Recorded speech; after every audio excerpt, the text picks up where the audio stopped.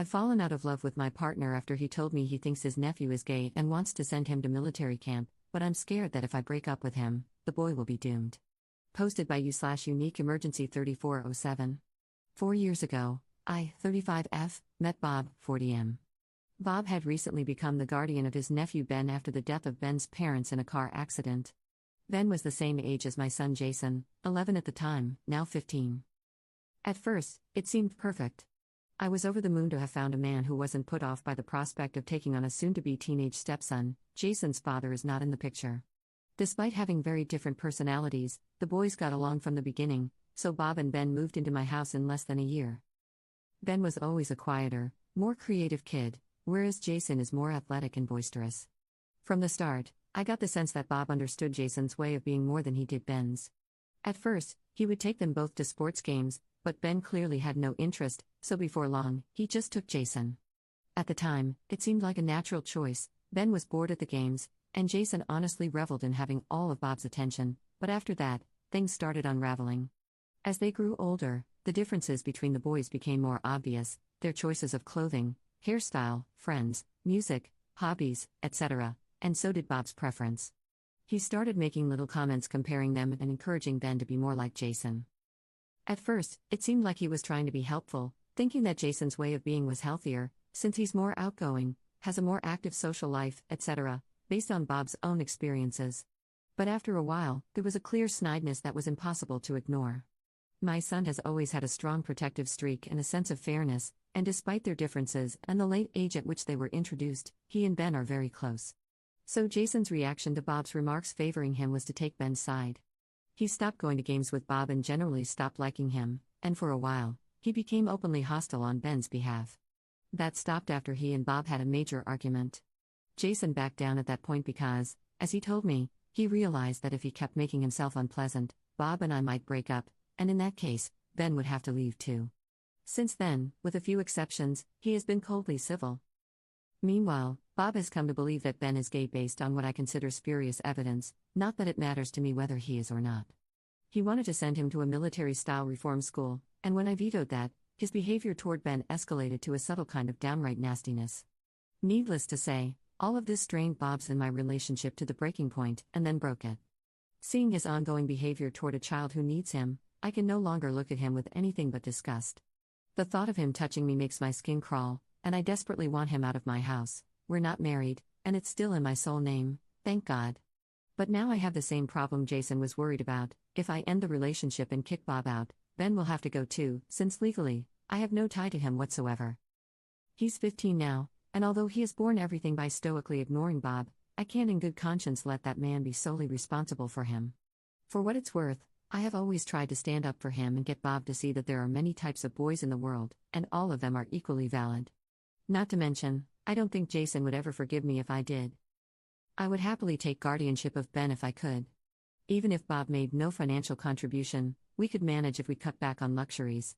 My concern is that I'm far from sure Bob would agree. However he personally feels about Ben is still his flesh and blood, and Bob feels strongly about that. To be honest, I think it's part of the reason he resents Ben so much. Ben is the last of the line and isn't turning out the way Bob thinks his family should be represented. If I were to start a conversation along those lines and Bob refused to allow Ben to stay, it would be incredibly difficult to walk that back. The idea of having to continue playing his supportive wife to stop him from leaving on his own for another 2.5 years, until Ben turns 18, sounds like a nightmare, but the alternative is worse. What is the best way to manage and get through this? Relevant comments. Commenter. Talk to Bob and let him know you want to legally adopt Ben. It's probably wise not to mention that it's for breakup custody insurance. Just say that you've really come to see him as family, and both boys as your sons, and you want to make it official. If Bob agrees, you'll have some leverage for custody.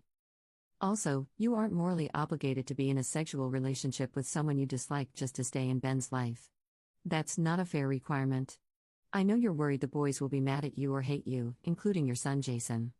But if and when you break up with Bob, I'd talk to Jason honestly, one-on-one. Tell him that you love Ben, want to look out for him, and stay in his life as much as possible. Explain that you've been staying in the relationship for a while for that reason, but you've reached the point where you just can't keep being with a man you don't see as a good person. I would hope that Jason, who you say is naturally protective, will understand and be protective of you, his own mother, if you show him your feelings and good intentions, rather than condemn you for not sacrificing yourself. I very much doubt your son would expect that of you. None of us expect that of you. As for Ben, if you break up and Bob won't allow you any custody, talk to Ben about it. Tell him you love him, see him as a son, and that the way Bob treats him is wrong, and why you don't respect Bob. Make sure Ben knows he has done nothing wrong and that you very much want to stay a part of his life. Let him know you will try to do so as much as Bob allows, but given the current situation, things are uncertain. You'll be talking to a lawyer. And if nothing else, Ben should know that he's always welcome to move back in the minute he turns 18. Ops response. Thank you for saying that. You are right, I know Jason would understand if I explained it to him. I think my real problem is that if something happened to Ben, I would have a hard time forgiving myself. At the moment, I'm hoping it won't come to either of those situations. The comments here have given me some hope, and I am going to speak to a lawyer about our options. Update 1 month 1 week later. Hi again, everyone. I posted about my family problem about a month ago and was bowled over by the number of kind and extremely helpful comments I received. Someone requested an update, so I'm posting now to share what's happened since. To be honest, it's also to unburden myself. The boys are really sweet, but I obviously can't talk to them about these things, and there aren't many people in my life with whom I feel comfortable sharing all the details. I suppose I'm embarrassed. The week after my original post, I met with a family lawyer I know to go over my options. I actually wrote down the legal suggestions posted here to discuss with her, but unfortunately, after going over each one, along with several others in detail, we had to conclude that while some might technically be feasible, they would either take too long to be practical or require things from Bob or Ben that, for various reasons, were not ideal. Following the meeting, I spent some time reflecting and decided to take a long, hard look at our finances to see what might be affordable as a compromise, such as sending Ben to a good boarding school and paying tuition upfront so that if I later left Bob, it would be easier and cheaper for him to keep Ben there rather than move him to a different school. Anyway, I went over our financial records with a fine-tooth comb, and that's when I discovered that Bob had been cheating on me for the entirety of our relationship.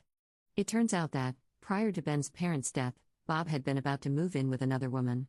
This woman didn't want kids, so when Bob was suddenly faced with taking custody of Ben or seeing him placed in foster care, she made it clear she would not be involved.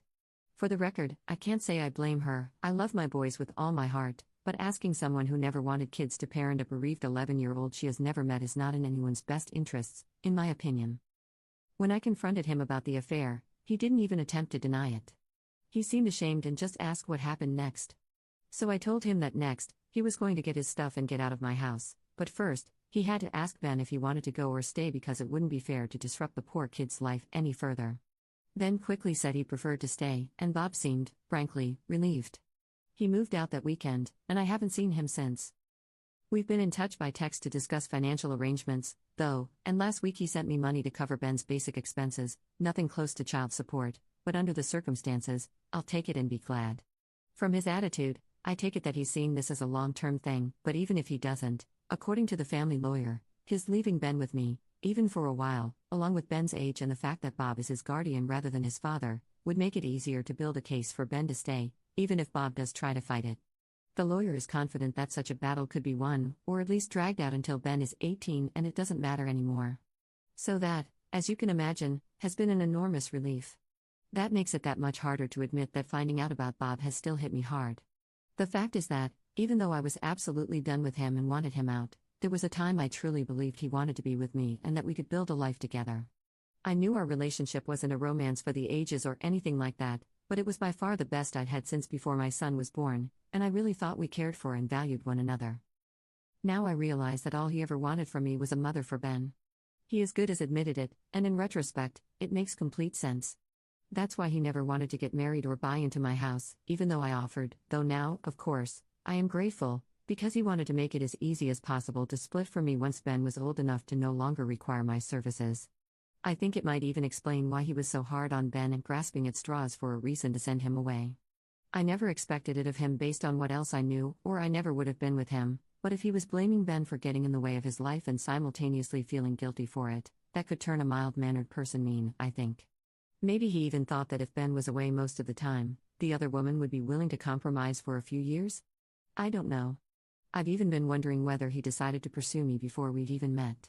The boys met first through an extracurricular where they became friends. It's possible that Jason mentioned my being single in passing, allowing Bob to identify me as potentially suitable before we ever met. I'm sorry this is such a mopey post. I truly am grateful for the way things worked out. I think it's the best possible solution for everyone under the circumstances and not one I could have achieved without Bob's help. And the boys have been wonderful. They didn't know I was trying to get Bob out anyway, so they've been treating me very gently, or as gently as you can expect teenage boys to be, anyway, and trying to pretend they aren't thrilled Bob is gone when I'm in the room. I'm glad of that, to be honest. I'm so grateful he's gone and that Ben is still safe here with us. I just need a bit of time to really remember it, I think. Relevant comments. Commenter. Bob may not have chosen you to be his partner, but Ben chose you to be his mom. That's a testament not only to what a crappy human your ex is but also to what a wonderful person you must be for that child, who has lost everyone, to have chosen you. I hope things get better soon for you and your boys.